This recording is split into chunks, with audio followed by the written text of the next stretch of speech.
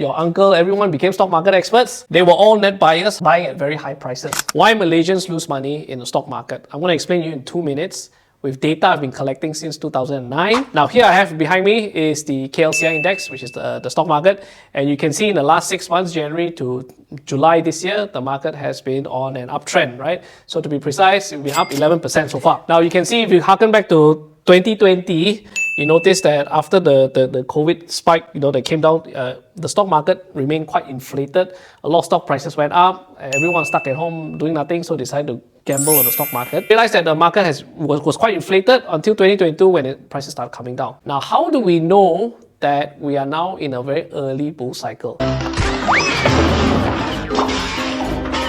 Because the last time I did this analysis was back in 2012, and that bull cycle lasted for up to 5 years. Bull cycle means prices going up lah. So let's look at what happened in the last 6 months. Stock market's been going up. Who has been buying? So we've been tracking this data since 2009, which is fund managers, local fund managers, foreign fund managers, and local Malaysians who are buying, right? Now in the last 6 months, as the market has been moving up, local fund managers have been net buyers, right? So you can see all the green lines. Now what happened when the stock market went up significantly in 2020, when all the prices were very high up? All the local fund managers were actually taking profit and selling, right? You can see all the red bars here, right? Now, if I look at what Malaysians have been doing, what we call retail investors, in the last 6 months, they actually have been net sellers, continuous net sellers, right? Which means that it's always two sides to the coin, right? If someone's buying, someone needs to be selling.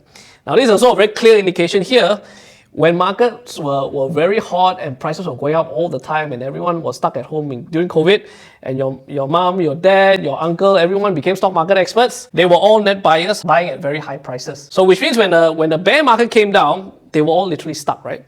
So the moment there is a small inkling that they can get back some of their losses, a lot of them started selling out and breaking even. Now, my guess is that a lot of Malaysian investors, when they invest without education, without skills, they are largely driven by emotions, right? And that's the last thing that you want to do. So the last time we did this analysis was back in 11-12, and they say that history doesn't rhyme, but it does repeat itself. And if I bet my money on this, this is a very early sign of a bull market. Now, how do you know we're at the end of the bull market? When you start seeing all the individual Malaysian investors starting continuously green and prices are high. Why? Because emotionally, we can't help ourselves. As prices keep going up, we have this fear of missing out, so we try to jump in. So you have to remember that whenever someone's buying, someone else needs to be selling. Thanks for watching.